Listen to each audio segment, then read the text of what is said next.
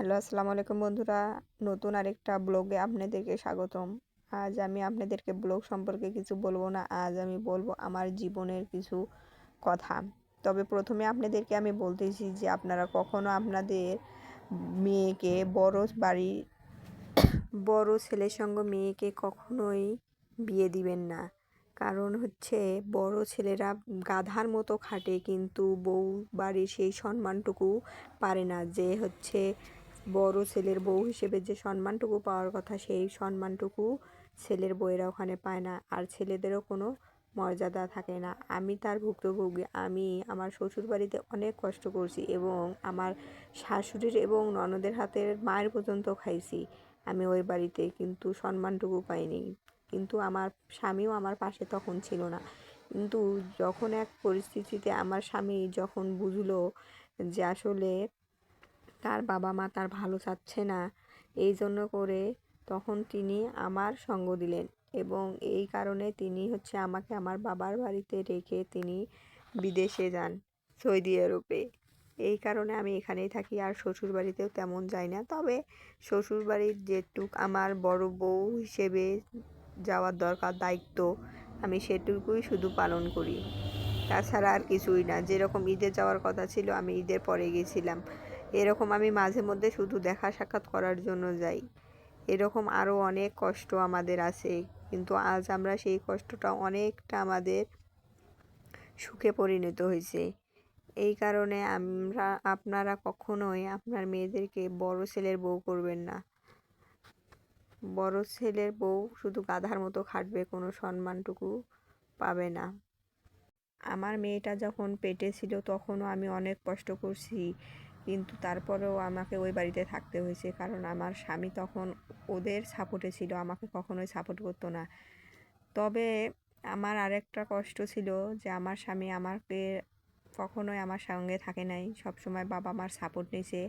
বিশেষ করে আমার আরও মেয়েটা হওয়ার কারণে, হিয়া যখন আমার হচ্ছে পেটে ছিল, তখন যখন শুনছে যে আলট্রাসোনোগ্রাম করার পর যখন শুনছে যে হচ্ছে আমার মেয়ে বাচ্চা হবে, তখন থেকে আমার এই কষ্টটা আরও শুরু হয়েছে। কারণ ওদের স্বপ্ন ছিল যে আমাদের একটা ছেলে সন্তান হোক, এই জন্য অনেক কষ্ট করা হয়েছে। কিন্তু আল্লাহ যা দিবে তা তো আগে থেকে ঠিক করে রেখেছে। কিন্তু যেদিন আমার হিয়া হয়েছে, মানে আমার মেয়েটা হয়েছে, নর্মালি হয়েছে, কিন্তু আমার হচ্ছে অনেক ব্লাড গেছে, আমাকে পরবর্তীতে হসপিটালে নিয়ে যেতে হয়েছিল। হসপিটালে নিয়ে যাওয়ার পরে আমাকে 4 ব্যাগ ব্লাড দেওয়া লাগছে। কিন্তু তখনও আমার স্বামী ছিল না আমার সঙ্গে, একমাত্র শুধু আমার বাবা মাই ছিল। এই কারণে আমি প্রায় 2 বছর যাবৎ আমি আমার শ্বশুর বাড়িতে যাইনি। তারপরে যখন সব কিছু ঠিক হলো, তারপরেই কিন্তু আমার স্বামী সব কিছু বুঝতে পারছে যে তার বউ বাচ্চা ছাড়া কোনো গতি নেই। এই কারণে এখন আমাদের মেয়েই সব কিছু। আমার স্বামী বিদেশ যাওয়ার আগে আমরা কিন্তু বাসা ভাড়া নিয়েই ছিলাম। আমাদের বাজারে বাসা ভাড়া নিয়ে আমরা ছিলাম, কিন্তু আমার স্বামী বিদেশে যাওয়ার সময় আমাকে আমার বাবার বাড়ি রেখে তিনি হচ্ছে সৌদি আরবে যান। তবে আলহামদুলিল্লাহ আগের থেকে আমরা অনেক ভালো আছি, সুখে আছি, শান্তিতে আছি। আপনারা সবাই দোয়া করবেন, আমার মেয়েটার জন্য দোয়া করবেন।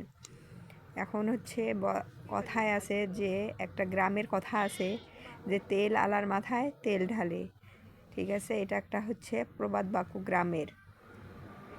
এই কারণে আমার কিন্তু দেবর একটাই, আমার দেবরটা চাকরি করে অনেক ভালো একটা জায়গায়, এই জন্য ওর খুব দামও বেশি, ওর বউ বাচ্চারও দাম বেশি। আমাদের কখনো আমার শ্বশুর শাশুড়ি বা তেমন কেউ কোনো খোঁজখবর নেয় না।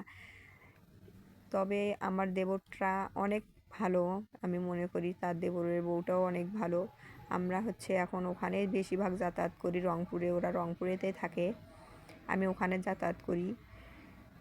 শ্বশুরবাড়িতে তেমন যাওয়া হয় না, তবে আমার দেবরটা যদি আসে, যদি দেবরের বউটা আসে, যদি ডাকে, তবে আমরা ওখানে যাই।